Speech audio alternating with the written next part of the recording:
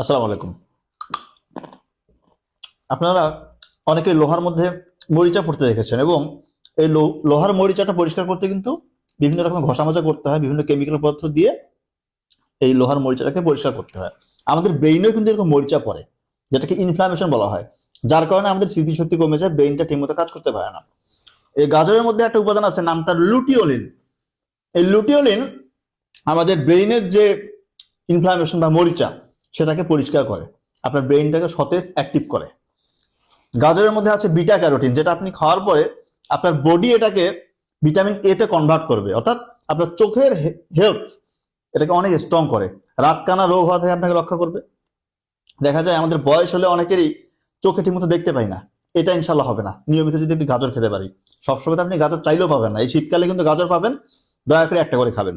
এটার মধ্যে আছে হাই পটাশিয়াম, যেটা আপনার কার্ডিওভাস্কুলার হেলথ অর্থাৎ হার্টের যত রকমের রোগ এটা হওয়া থেকে আপনাকে ইনশাল্লাহ রক্ষা দেবে।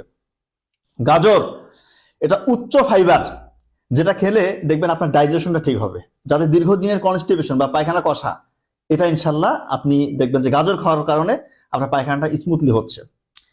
এটার মধ্যে এমন একটা উপাদান আছে, নাম তার পলিফেনল এবং ক্যারোটিনয়েডস, ফ্যালক্যারিনল। এই উপাদানগুলোর কারণে আপনার ব্রেস্ট ক্যান্সার, মেয়েদের ছেলেদের prostate cancer, colon cancer, lungs cancer, এরকম ভয়াবহ ক্যান্সার গুলো হওয়া থেকে আপনাকে এই উপাদানগুলো ইনশাল্লাহ রক্ষা দিবে।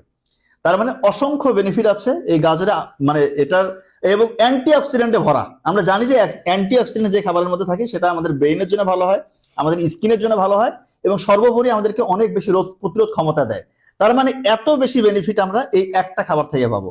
ইনশাআল্লাহ আমরা চেষ্টা করবো সবাই অন্তত একটা করে গাজর প্রতিদিন খাওয়ার। ধন্যবাদ সবাইকে। আসসালামু আলাইকুম।